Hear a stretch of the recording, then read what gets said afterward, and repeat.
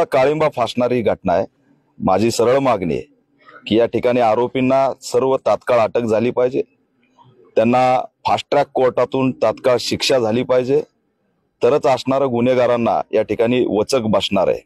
या घटनेत जे मेन आहे की बाबा ह्या पवनचक्कीवरती दलितांचे लेकरं काम करत होते, कोणी सिक्युरिटी होतं, कोणी हॉटेल चालवत होतं, आणि त्या दिवशी जी मारहाण झाली त्यात सुद्धा अशोक सोनवणे या बौद्ध तरुणाला मारहाण झाली आणि त्याच्याच संदर्भात सरपंच त्या ठिकाणी मध्यस्थी करायला गेले होते आणि त्यांचं त्या ठिकाणी त्या घटनेनंतर हत्याकांड झालं। आणि म्हणून मानवता म्हणून या घटनेकडे बघितलं पाहिजे। त्यांना ज्या पद्धतीने हळहळ करून मारलंय ती जखमा एकदम म्हणजे अमानवीय कृत्य, नुसतं हत्याकांड नाही तर मी याला क्रूररित्या केलेला हत्याकांड असं जाहीर करेल। याच्यामध्ये पोलिसांचा रोल सगळ्यात मोठा आहे।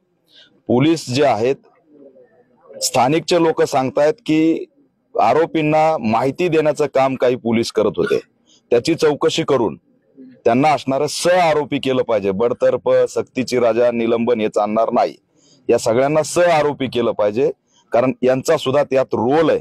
लक्षात घ्या की 1 तास माणूस जर ठरवलं असतं, आमचं श्रवण पथक काय करतंय, आमच्या आधुनिक यंत्रणा काय करतात, आमचे मोबाईल ट्रॅकर करणारे काय करतात, म्हणजे दीपक केदार आणि इथला आंदोलक जर एखाद्या ठिकाणी आंदोलन करायला येणार असेल तर त्याला शहराच्या बाहेर कुठं धरायचं हे त्यांना मोबाईल ट्रॅक करून माहित आहे।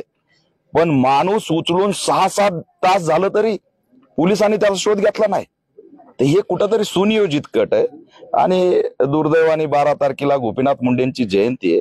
महाराष्ट्रातला क्राईम, दहशतवाद, आतंकवाद हा संपवण्याचा जो रेकॉर्ड आहे तो स्वर्गीय गोपीनाथ मुंडे यांनी केलेला आहे। आणि आज त्यांच्याच बीड जिल्ह्यात बहुजनांच्या लेकरांचे हत्याकांड सुरू आहेत, हे खूप दुर्दैवी आहे। त्याच्यामुळे राजकारण बाजूला सारून बीडचं काय झालंय हे सगळ्यांनी एकत्र येऊन विचार करणं गरजेचं आहे।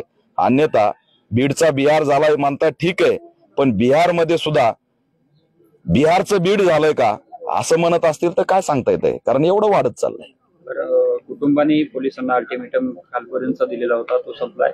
पुढे त्यांच्या आंदोलनाची दिशा ठरेल मात्र तुम्ही कशा पद्धतीने त्यांच्या सोबत राहणार, तुम्ही काय आंदोलनाची? नाही, आम्ही राज्यव्यापी आंदोलनाच्या भूमिकेत आहेत। लवकर आरोपी अटक करावेत आणि एक मानवता म्हणून, बहुजनांचा तरुण म्हणून, सर्व समाजाचा चेहरा म्हणून आम्ही त्यांना न्याय देण्यासाठी कुटुंबासोबत कायम राहू, कायदेशीर राहू आणि रस्त्यावरच्या संघर्षात सुद्धा राहू। अॅट्रॉसिटी ऍक्ट नुसार गुन्हा दाखल होणं अपेक्षित होतं, जे तुम्ही सांगितलं की मारहाण झाली बौद्ध तरुणाला, त्या बाबतीत तुम्ही काही माहिती घेतली आहे का? ना, त्याचा अर्ज दिलाय आणि तो अर्ज सुद्धा घेतलाय, त्याचं गुन्हे सुद्धा त्यात दाखल झालाय अशी माझी माहिती।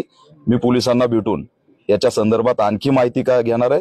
आणि जो बौद्ध तरुण आहे अशोक सोनवणे, त्याच्या सुद्धा जीवाला धोका आहे, त्याचं सुद्धा हत्याकांड घडू शकतं, त्याच्यामुळे त्याच्या घराला सुद्धा अॅट्रॉसिटी ऍक्टच्या तरतुदीनुसार पोलीस संरक्षण दिलं पाहिजे, ही सुद्धा मागणी या माध्यमातून करतो।